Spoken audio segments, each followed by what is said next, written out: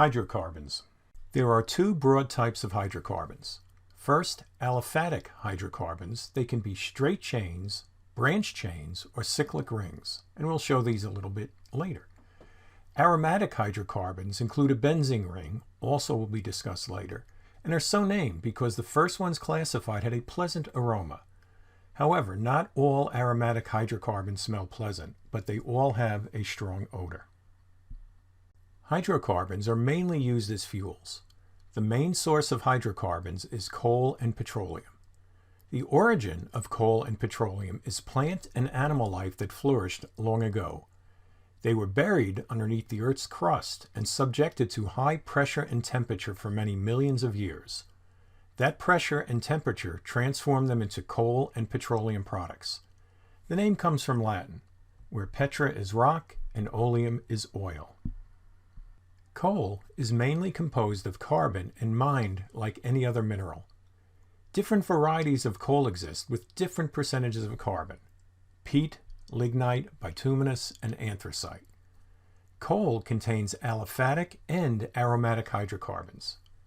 Petroleum, or crude oil, is an oily, thick, flammable, dark-colored liquid, which is a mixture of many various saturated aliphatic hydrocarbons.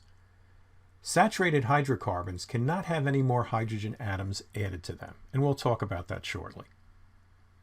The pyrolysis of coal produces various volatile, such as coal gas, and liquid fractions, such as coal tar. Pyrolysis is the breaking down of an organic material at high temperatures. It is done in the absence of oxygen, so the material cannot burn. It breaks into smaller components. It is also called thermal cracking.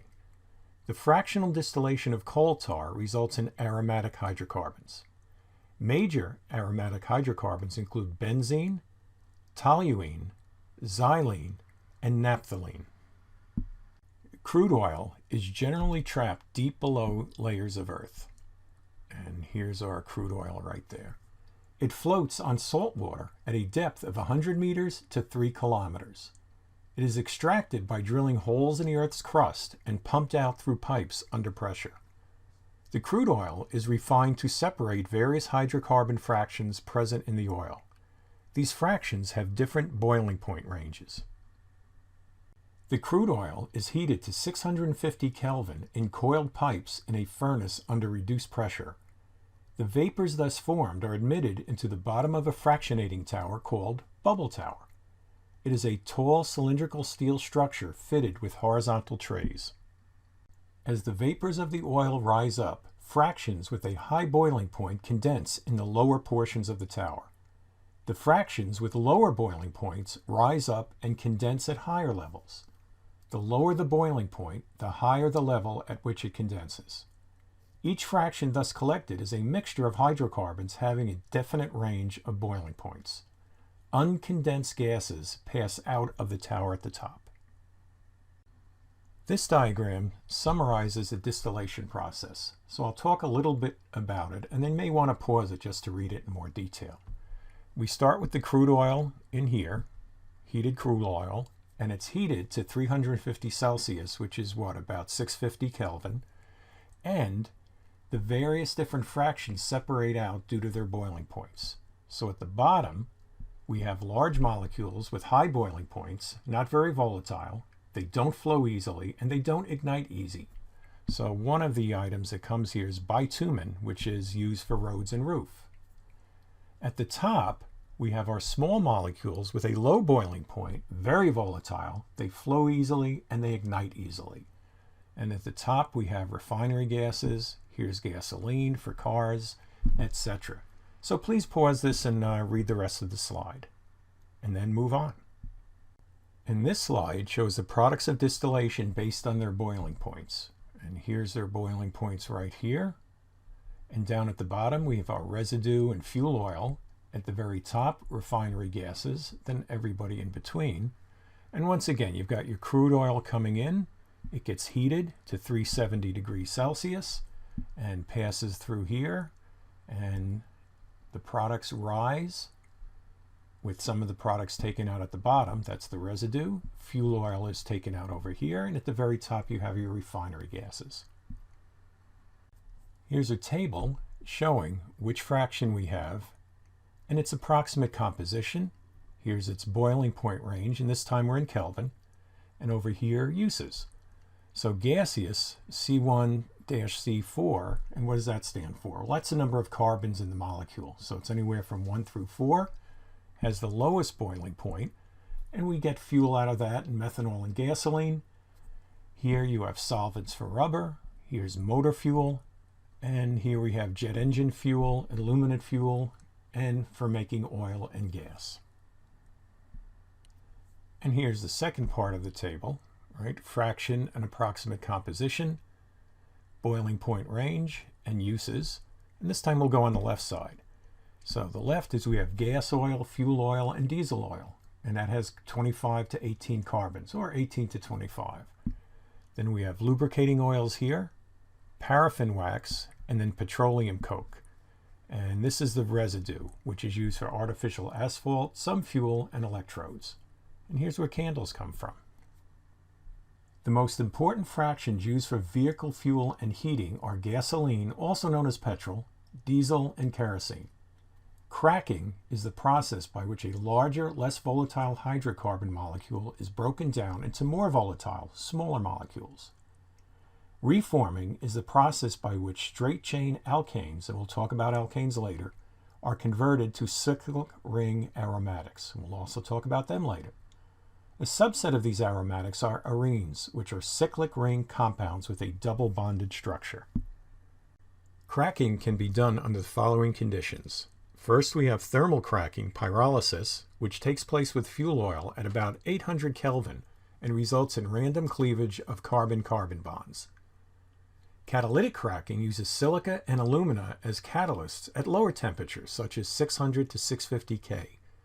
Gasoline obtained in this fashion will have a low octane rating, which we'll talk about on the next slide. Steam cracking involves heating with steam under 875 to 975 Kelvin for a small amount of time. It results in the formation of ethane, propane, and butadiene. Octane rating is the measure of a gasoline's ability to resist igniting prematurely due to compression within an internal combustion engine, like cars. Fuels with a higher octane rating are used in higher compression gasoline engines that potentially yield higher power. The compression of the engine determines the minimum octane needed for the gasoline used in it.